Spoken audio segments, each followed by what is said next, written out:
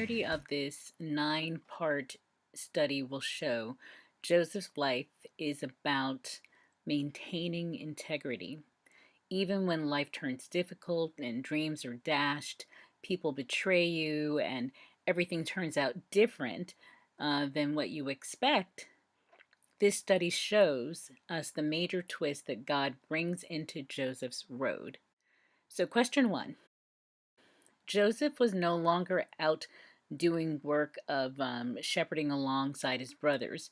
He was at home being with his father, being his father's favorite, while his brothers were out doing the work. A fact that certainly aggravated his brothers.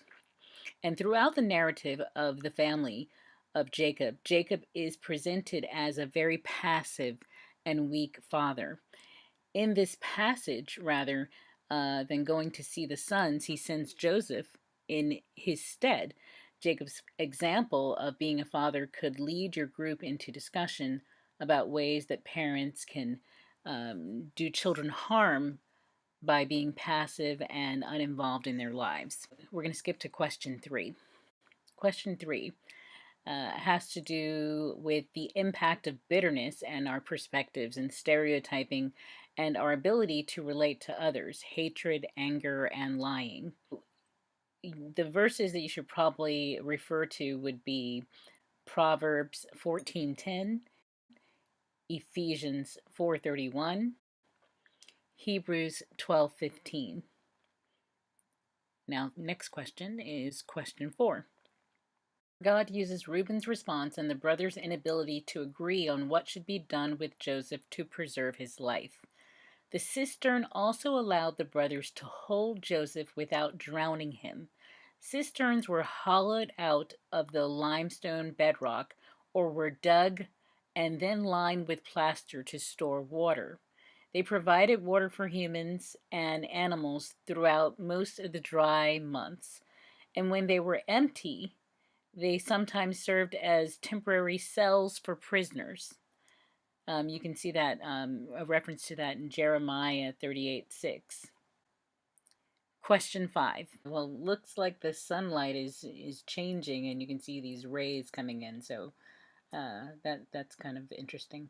So, in spite of the fact that Reuben had been bypassed because of his past sins with his father's concubine, as the firstborn deserving the coat of privilege, he still saw himself as the protector of his younger brothers, especially his father's favorites, Joseph and Benjamin later.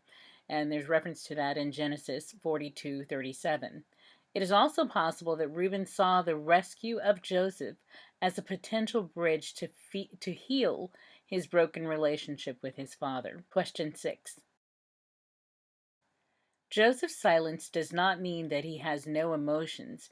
He probably experienced fear, wondering if he would survive, regret for the brokenness in his relationship with his brothers, surprise in his naivete.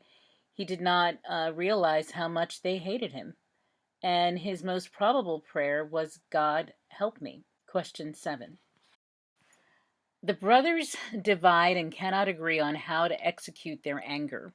Reuben is ignored, so much so that he will later blame the family problems on the brothers with an I told you so discourse in Genesis 42:22. And they unintentionally further the gulf between themselves and their father, planning ahead to deceive him with their story of how Joseph disappeared.